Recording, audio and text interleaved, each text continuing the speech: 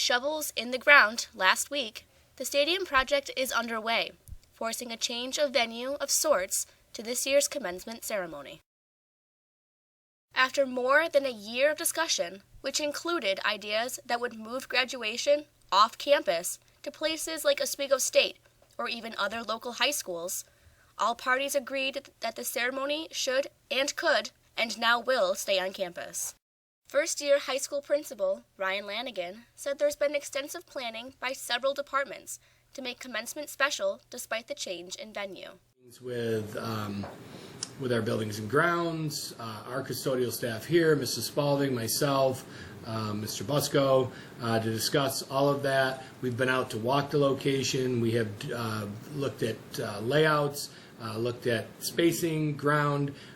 We had to order bleachers to make sure that we have enough large bleachers for the event that would be the same as the stadium bleachers currently. We have ordered and are bringing in lighting to make sure that if the event, certainly we hope will be done before dark, but if families are still taking photos and exiting, that they will be able to leave without being in darkness. Jennifer Spalding is in her 6th year as a graduation coordinator.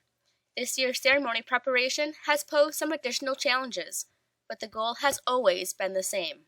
For our graduation here at Mexico High School, it is important for students and parents and staff in the community to keep the ceremony the same from year to year for all of our graduates. So it has the same consistency, the same setup, and so we are making sure that that happens again this year, even though we have to locate to the softball field.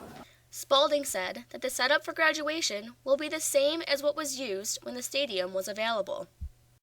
The setup of the graduation will be exactly the same. It will just be farther west on the elementary, to the right of the elementary and right off of Liberty Street. But the actual setup will be exactly the same. There will be large bleachers to the left, the same amount of bleachers all the way around, and the roping for the ceremony will be the same. Lanigan said specific plans for the ceremony began during spring break, when he and Spalding worked extensively to finalize details. Mrs. Spalding and I have been working. We worked over spring break. We have been out with Mr. McCarty and Mr. Wood multiple times, walking, checking, looking. Some of the other things that have to take place because of this, we've had to coordinate with Mexico Elementary about their field days, our senior palooza, so we have to make sure that we're using certain spacing and not interfering because we really want the grounds to look pristine for the graduation. Bleachers have been rented, as well as portable lights, Spalding said. The biggest change and challenge, for that matter, may be in parking. The biggest challenge, I think, was parking, and we were able to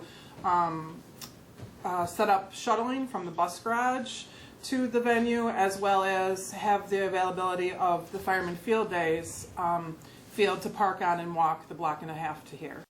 Handicap parking will be available where the old district office was housed. Overflow handicap parking will be in the high school lot. An informational letter will be sent to families, Spalding added. Graduation takes place on Friday, June 23rd, beginning at 7 o'clock. Again this year, the event will be streamed live on our Ustream channel. The link will be available on the district's website. For Eye on the Tigers News, I'm Alexis Richer.